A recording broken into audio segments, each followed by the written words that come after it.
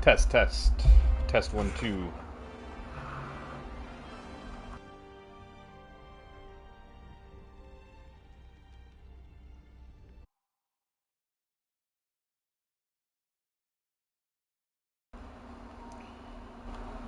Adjust this a little bit. See if that's any better.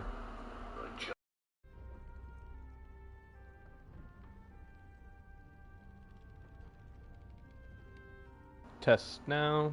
1, 2, 3, 1, 2, 3.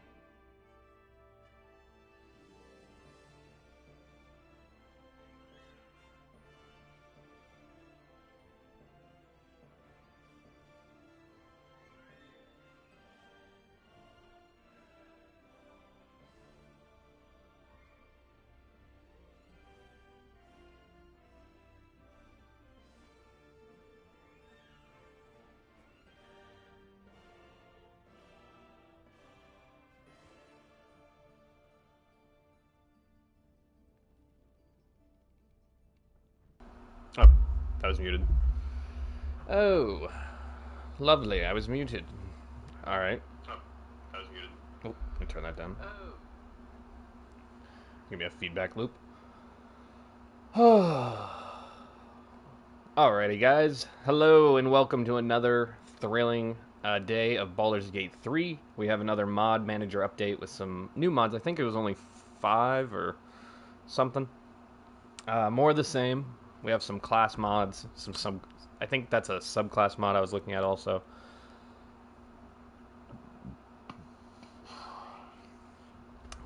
But we'll jump in and take a look. The Witch class. If you ever want to play a Witch, comes with 4 subclasses. They use a pool of Witch points, and they get Witchly passives. It's kind of like right off the bat, just reading it, it's like a kind of like a Warlock. They get some Witch spells. They have their own points, and they get Witch specific like class features that make playing a Witch more customizable. Kind of like how not all Warlocks are the same. Oh, okay, I was reading this. New spells. We have some wild shapes, some cantrips, some leveled spells, an aura, a lot more, and they have them listed by level. So these are the ones you get access to by level. Okay, cool, cool. Any of these look new? These are the ones that we already know. Yeah, these are the ones we already know. Cool. Subclasses are unlocked at level 2. Your allies, craft potions, transform. Okay, that's pretty sick. Frost Witch. Wasteland Wanderer, Elemental Adept, Ice Mastery, Ice Knife. Okay, cool. I really like when people are able to take features from other classes or something and kind of rework it, like taking a Ranger's Wasteland Wanderer cold and applying it to a Cold Witch is just a really easy way to speed along your creation. Hex. Debilitate your foes by reducing their saves and finish them with powerful spells they have no hope of resisting. Class features. Warp, Entropic, Distant. Probably going to pull up the... Let me pull up the Nexus page by Nuto. Because some of these... a lot of these things have More information on the Nexus page, of course. So I just want to make sure I'm not missing anything. Okay, we'll start with an overview. So, the Witch is a class based on using... What does this say? Let me start over.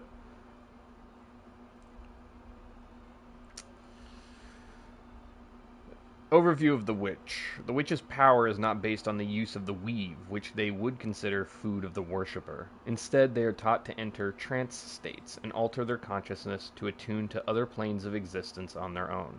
With this method, they can channel powers directly from the elemental planes, peer through time and space, and contact powerful entities who can assist them. They become like a magical antenna, but must be careful not to dampen themselves with constraining equipment or conductive materials, else the flow of their energy will be interrupted. Interesting. So it's kind of like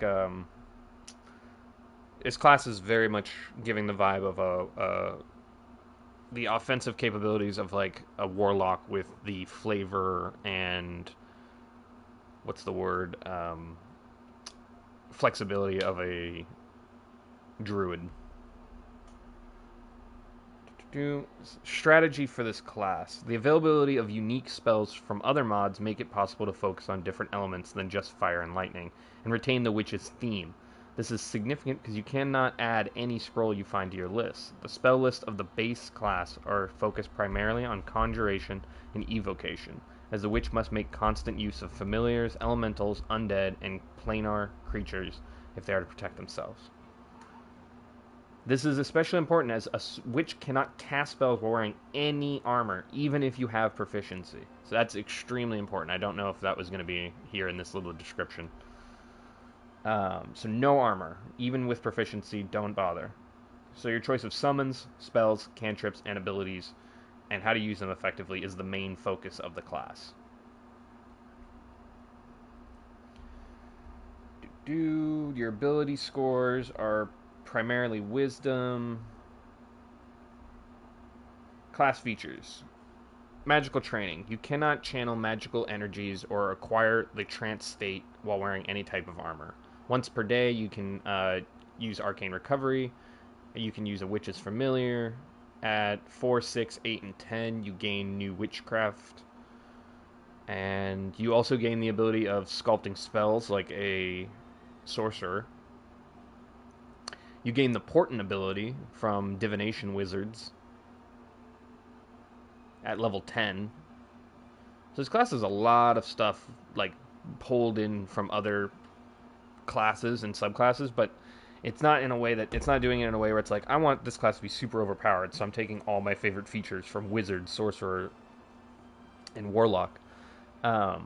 It's taking whatever features are most applicable to the theme or the role play of a witch. Like witches typically have like that element of future sight and predictions and stuff like that. So seeing Portent at level 10, not the craziest thing in the world, even though Portent is an extremely powerful ability. Witches spells, cantrips, attunements to witchcraft.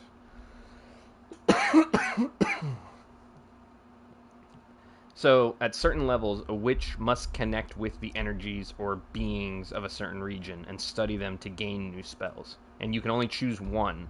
So, every witch is significant. Every time you build a witch, it'll be a little bit different than another, depending on the witch attunement, the witchcrafts that you pick.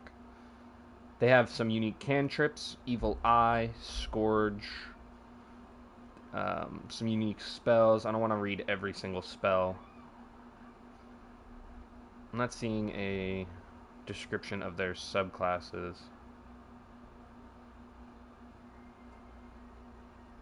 And then there's an article about witchcraft advancements, which I'll go over as well.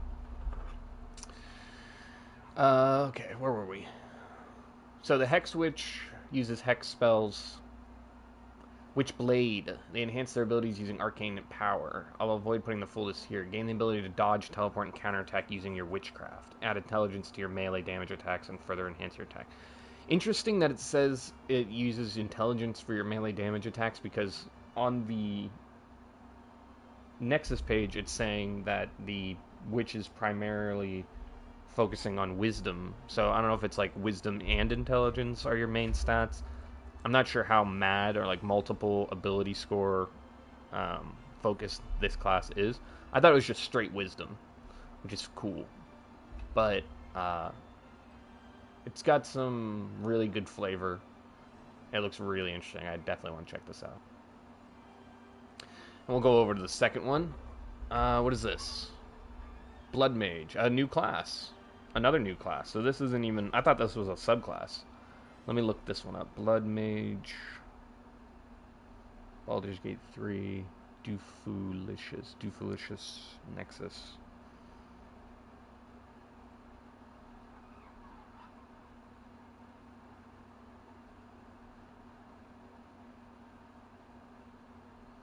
Is this the guy I'm looking for? No. Where is this guy? Doofulicious. Okay, here we go.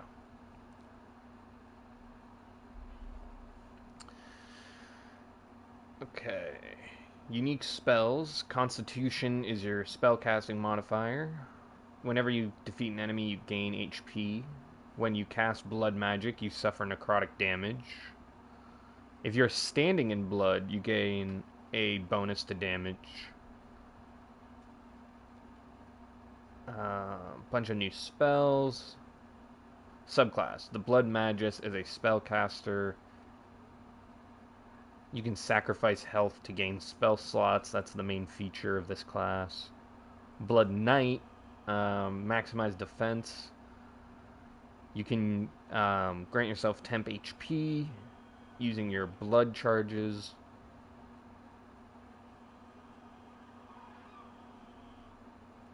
Blood Reavers, another subclass. They use blood magic to harness bloodshed. You gain proficiency with martial weapons and unarmored defense using strength. And every time you kill an enemy, you gain a d4 of health. But does that stack with the class feature? Because the class feature is that you gain a proficiency bonus of HP. So like at level 2, I think that is a +1 or +2 to your HP, which then stacks with Blood Reaver to gain a +1 d4. So that could be like a +6 to your health every time you kill an enemy. Gain advantage on your melee attack rolls. Extra attack, extra damage. Okay, this is a pretty cool class. Trying to figure out what's the best way to describe this class. It's kind of like... I mean, the best way to put it would be like the Blood Hunter from actual D&D. Hey, Mistra. The only added like 6, I believe. Let me just double check real quick. Witch class, Blood Mage, progressive weapons, dreads for will, feats every level,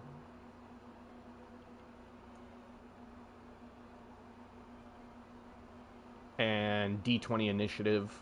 Yeah, so 6 mods in total. What up, Trev? Ugh. Just going over some of these mods. We just went over the Witch class. I was reading the Nexus page for it. We're just going over the Blood Hunter now. I'm going to call it the Blood Hunter because it basically is. All of its features and all of its subclasses use HP as its resource, like a sorcerer or like the Witch. And they're all very thematic. They don't, just reading some of them, they don't seem super broken just off the top. A D8 cantrip that regains... Oh. Hmm. Oh, I think that's a melee cantrip. I think that's a melee D8 and you regain HP. So if it's a melee D8, that's not bad. If it's range D8 and you gain HP, that could be a little. You start to get a little crazy. A lot of bleeding. So bleeding is a really underutilized status effect, and there are a lot of items and stuff that revolve around bleeding. So this class really leans in on it. A lot of its, many of its different features are like make everybody in the room start bleeding, stuff like that. Or if you're standing in blood, gain bonus HP, bonus to your hit and damage. Looks really cool. Yeah, range D8 isn't too bad. I agree. Ray of Frost. I'm not saying the D8 is bad. I'm saying a ranged damage slash health regen can get a little cheesy, depending. Like, you start to dance on the line of like, all right, there's a world where I could totally run away from an enemy forever and just never run out of HP because I'm always gonna heal half of the damage dealt from Blood Siphon. But I'm pretty sure it's melee. It reads like a melee cantrip. If it's a melee cantrip, that's 100% fine. That's balanced because you're trading damage and HP to then get hit again.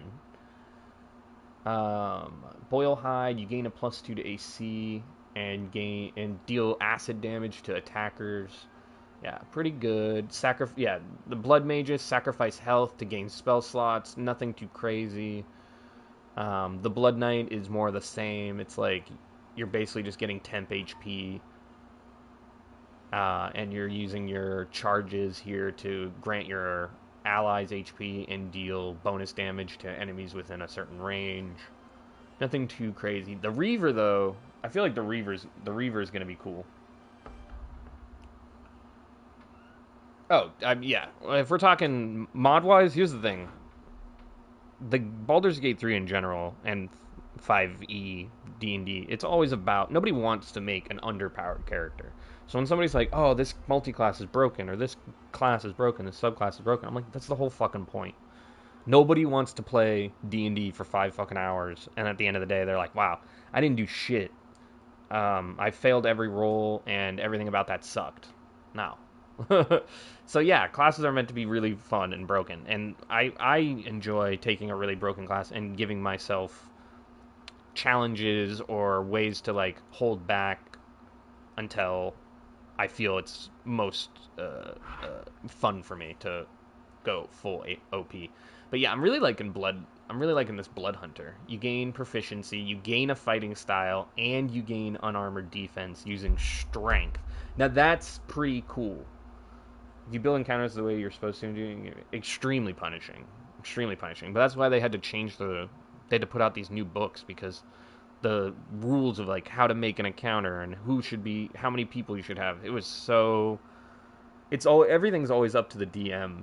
So like even if like I've had games where I've had 2 people and they just mollywop a room full of like enemies, and then I've had games where I've had 6 people and 3 goblins just absolutely murdered all of them. So it's super dependent on the person.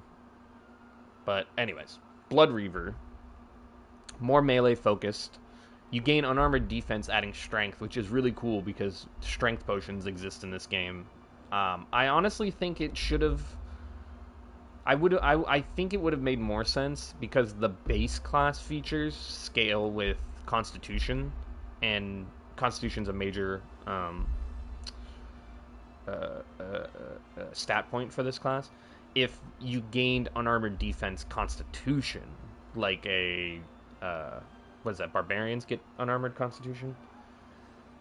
Adding strength unarmored defense just seems a little bit on the cheesier side, where it's like, yeah, is the character strong? Sure, it's a vampire-y blood hunter, but do you really just want to be able to drink elixirs and not have to worry about your armor? Of course.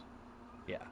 If they made that Constitution, then he would be more singular stat focused, just focusing on Constitution. And if you pick this subclass, you would be basically doubling down on that Constitution identity for your character.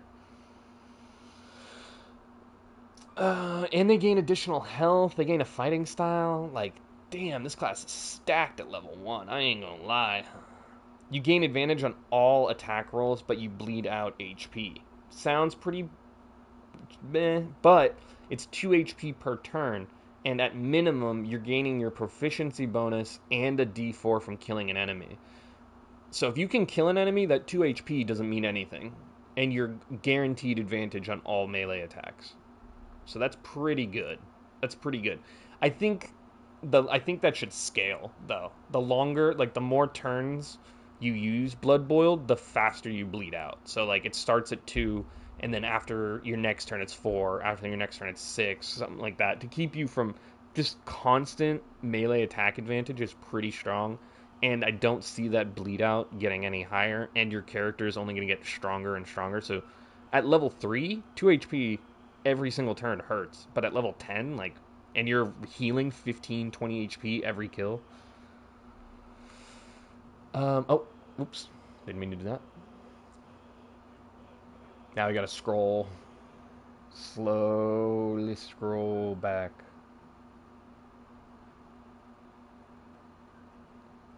Almost there.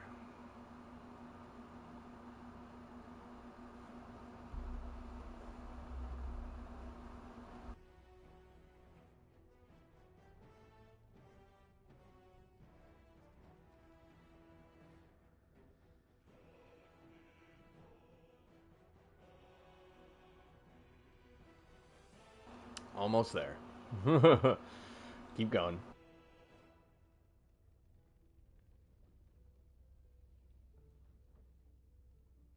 Alright. Now we're back to Blood Reaver. Extra attack at level 5. Pretty good. Yeah, there's just all these classes and subclasses that have come out. I think they're great. They're great. It's just there's little tiny, tiny little things that I feel like could be fixed up to make them obviously less overtuned. But that comes with playtesting. Like they thought this was a great idea. They love it. People that they tried it loved it. But now it has a huge, like a massive audience capable of checking it out, and the person that makes this mod's probably going to get a bunch of messages like, why is it strength, why do I bleed out, why this, why that. So I expect to see updates in the future for Blood Mage. I expect Mystic to get updated, stuff like that. I wouldn't take every single thing as face value and just be like, oh well, this mod came out, that's it, and you're stuck with it as is. Level 6, Sanguine Strike. Inflict a d10 of necrotic damage with melee and half the damage. Again, if I'm not mistaken, the first class, or was that a subclass feature? I'm trying to remember. I don't want to scroll all the way back up because it takes forever, but there was a class feature that when you select the class, you gain a proficiency bonus of HP every time you kill an enemy. And then I thought there was... Yeah, with this subclass, you gain another passive, which is you gain an additional d4 for killing enemies. But then, at level 6, you can heal half the damage dealt from a d10 necrotic. And if it kills the enemy, that's possibly a 5 plus of d4 plus your proficiency. So, like, at level 6... you have the capability of healing like upwards of like 10 to 15 HP every single time. Oh yeah, we could use a search feature, but we could also use some more mods first. If we can get like 10 pages of mods, I would love a search feature. But right now, I mean, I can see every single mod in 10 seconds. Yeah, inflict 10. If this is, oh, it's a melee attack as well. Oh, that okay. So that's what it was. There was a cantrip that gave you half damage as HP back, which means that this could be, it could be comboable because you should be able to cast a cantrip. I'm not sure how this class interacts on a as a spellcaster, but you should be able to cast that cantrip and then use your Sanguine Strike on your melee attack in the same way that a barbarian uses reckless attack. So I think Sanguine Strike is just like an active for your next hit. Huh.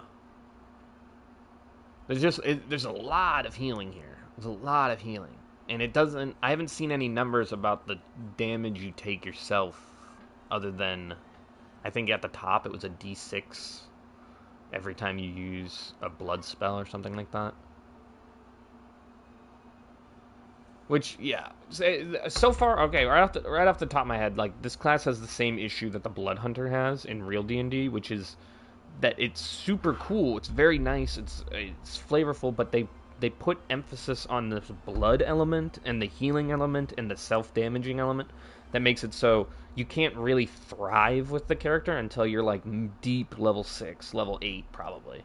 You've got items, you've got ASIs, you're like stacked, and then you can start using your abilities willy-nilly like no problem. But from everything I'm reading so far, okay, here. When casting blood magic, you have to suffer necrotic damage. It can be anywhere between a 1, a d4, 7, 12, or 17 points of damage depending on the spell. Okay. So, we'll say 7 damage as the average. With the d4 cantrip, the d10 necrotic melee attack, and the proficiency bonus, you're gaining back at least 15 to 10 health. Yeah. So the blood price element of this doesn't really it matters too much, and then it doesn't matter at all. You know what I mean? Like from 1 to 6, you're going to be like, "Oh, I don't want to use my spells too much. I'm worried about lowering my health and getting hit really hard with a crit or something like that." But once you get level 6, you're like 7 damage. I'll drop spells left and right. 12 damage, I don't care. Every time you get a kill, you're healing 15 HP. So if you drop a blood spell that kills 4 enemies, then you're golden.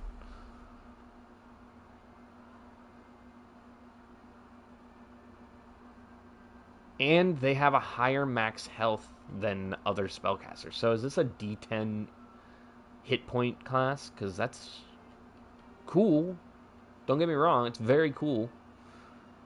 There's just, yeah, there's a lot of elements that I feel like are slippery slopes into the cheese. The cheese slide. Oh, progressive weapons. What do we got here?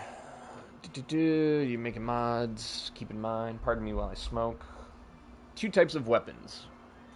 Very rare, meaning that these are the progressive weapons, and they get stronger as you level up. Oh.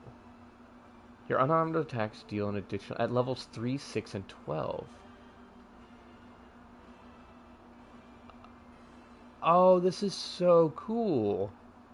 I mean, I'm not 100% a big fan of the way these weapons are looking at the moment, but I've seen so many mods like this for Skyrim. Having weapons scale with you is cool, because, like, sometimes you find us, like, I'm trying to think, the very first time I played Baldur's Gate 3, I got the Sparkle Staff from Joaquin's Rest, Wokin's Rest, and it's really dope for the Thunder Monk that I was kind of building. But over time, I was like, I don't, I don't think it's viable to keep using this weapon from Act 1 with a +1. Um, and then Legendary, there are end game weapons that give you some really crazy abilities. Whoa. Your charisma becomes 20. You gain flight. Yo. Future plans, add more weapons for some weapon types. Sometimes weapons might not be available in the vendor's shop. Just long rest. And people can try them out. Location spoilers.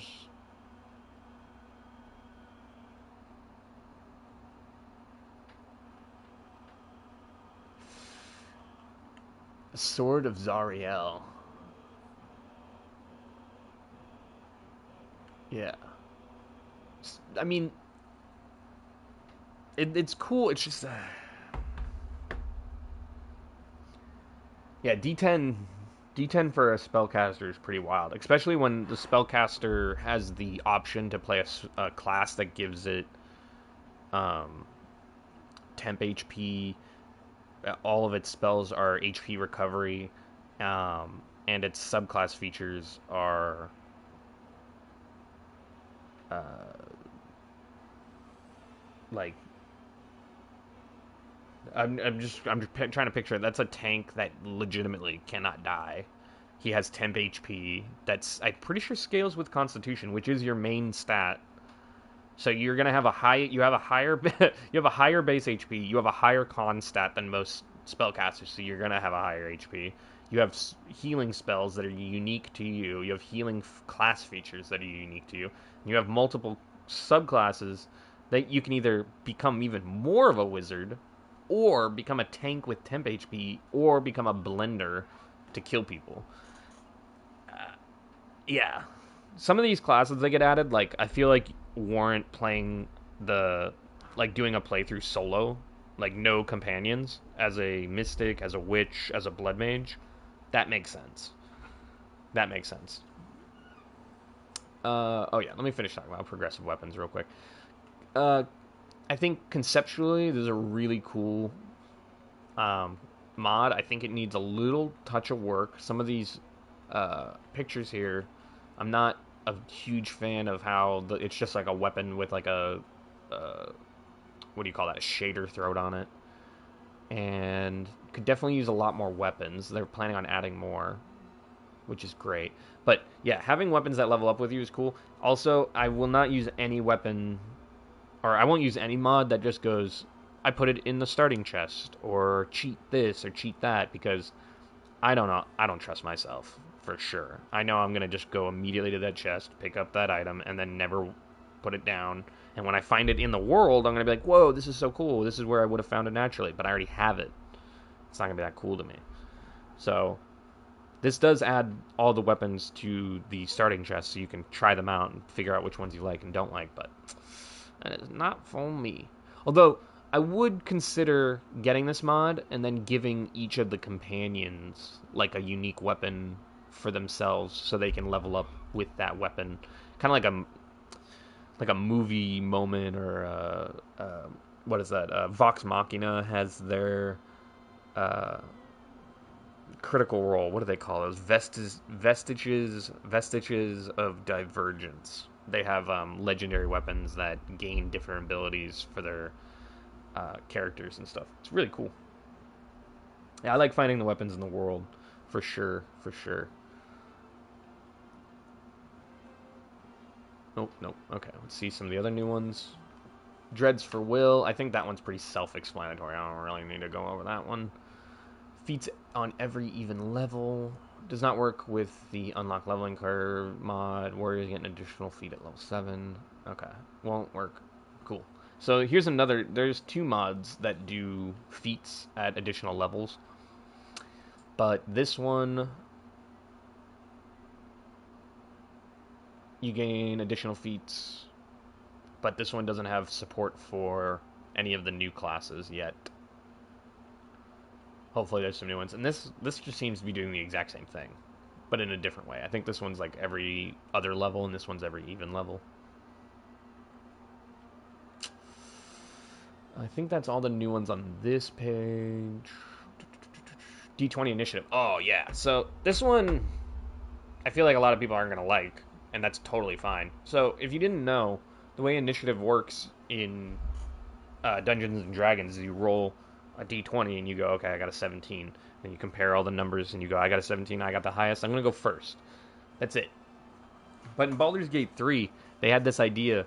It's insane when you think about it. They go, how about everybody, doesn't matter who you are, god or not, you roll a d4, and that will determine whether or not you're going to go in what order.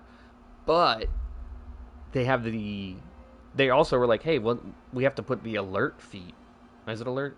Yeah, the alert feat in the game, much like D&D.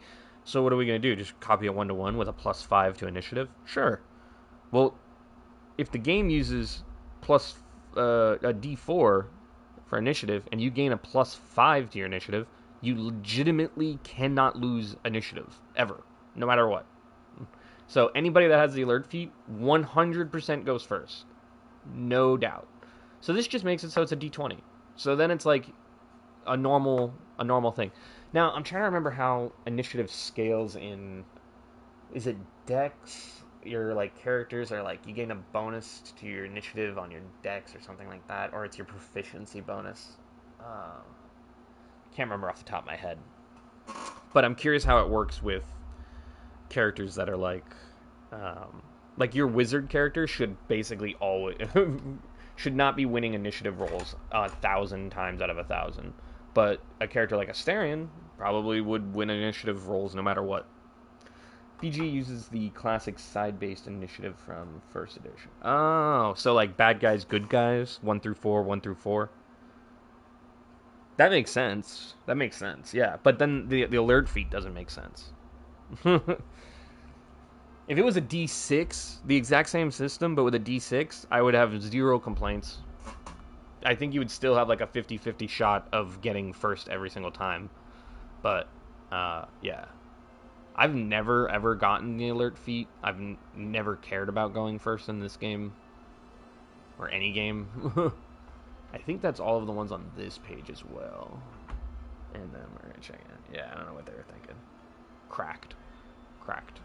Yeah, I think that's all the mods. All the mods that got added. And the only ones I'm going to be actually like trying out are Witch, Mystic, Blood Mage, and there was another one. Warlock. Warlock got 2 subclasses. Warlock of like Vengeance and Celestial Warlock. But yeah, hopefully we get some more stuff. I wish they would put out some kind of like news report or like idea, just so we can get an idea of when these things are coming. And now, sadly, I was up at like 8:30 and I saw that this got dropped, and I was gonna jump on my computer and start recording this and everything, but I just could not get out of bed. And then I had some stuff to do, so I really wanted to be able to cover the Mystic today, but not 100% sure how I'm feeling about that. There's just so much to do. I have this script. It's literally this script for the Mystic that I've been writing is like, I'm pretty sure. Let me check. Yeah, I'm past 12 pages, and I'm like, that can't be right. I could not have written 12 pages about this fucking thing. So, I got to trim the fat or start over. I've been watching a lot of videos other people make about it, and one thing I don't like about the way other people do their videos is that it's always like, here's what the Mystic looks like, and they just show you like every single ability in a row, and it's like a 35-minute video, and that's it. It doesn't really tell you anything.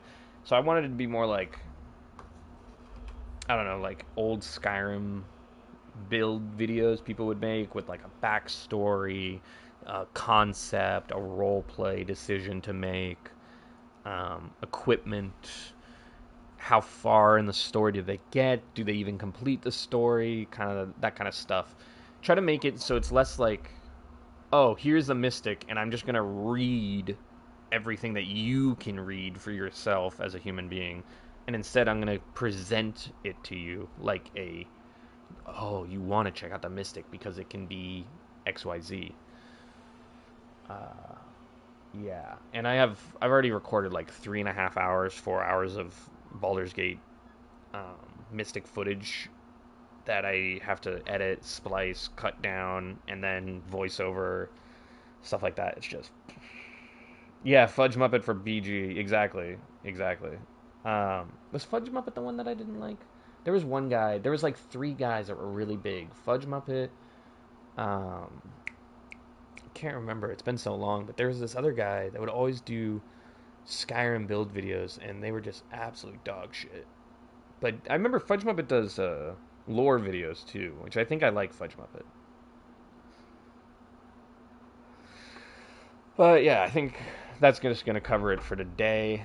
I gotta go do some shit, and then I'm hoping to play some more Dragon Ball.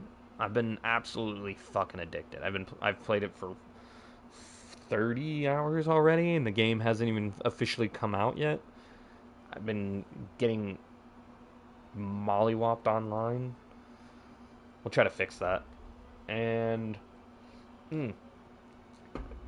I really want to play a scary game, but I'm a huge pussy. It's Halloween. I want to play scary games. So I can't decide between Dead Space, the remake, or Last of Us Part 1, because I never beat it, and it's not like the scariest game, but I'm sure I'll jump like a bitch. Or the new Silent Hill 2, because I played Silent Hill 2 as like a 7-year-old, and by that I mean I was just walking around in a circle in the fog until something scary popped out, and I was so terrified I never touched the PlayStation 1 ever again. So, thinking about picking that up just for the nostalgia, but I really like want to remake. If you're gonna remake a game like the Dead Space remake, Resident Evil 4 remake, I want to be able to enjoy the aspects of it I enjoyed and then some. So like the Dead Space remake is like a huge kind of like open world esque. Like you can travel a lot more than in the first game. There's side quests you have to like backtrack to get new stuff. Love that. Love that. I don't know if the Silent Hill 2 remake is like that, where it's like, oh, you'll want to replay it more than once because if you replay it and get this ending, then you get some cat ears or classic Capcom shit. Dead Rising, oh fuck yeah, Dead Rising was the very first video game I ever bought, and I just bought the remaster. I kind of want to play it, but my back hurts. The tragedy of turning old. I literally picked up a pair of glasses today that my doctor got prescription for me, and my back is killing me. Like, oh, I'm too tired to play video games. Fucking kill me. But anyways, this is a really short stream, guys. I just wanted to cover these mods real quick and go over them. Maybe try to cut this down into a little bit of a video. Maybe not. It feels a little bit too talky and less focused. So we'll probably just keep this in the live streams. But keep an eye out for more Dragon Ball Z. Keep an eye out for Dead Space, Dead Rising, Silent Hill, Baldur's Gate 3 mods. There's a lot of stuff going on. There's a lot of games out. I want to do more PvP stuff. I want to do Dragon Ball Z story mode. I want to make custom battles and show them off to you guys. But don't forget to subscribe so you can stay up to date on the Baldur's Gate 3 mods. As soon as they drop, I will know and I will post about it. So, that's all. Trevor, you take it easy, brother. Have a good one.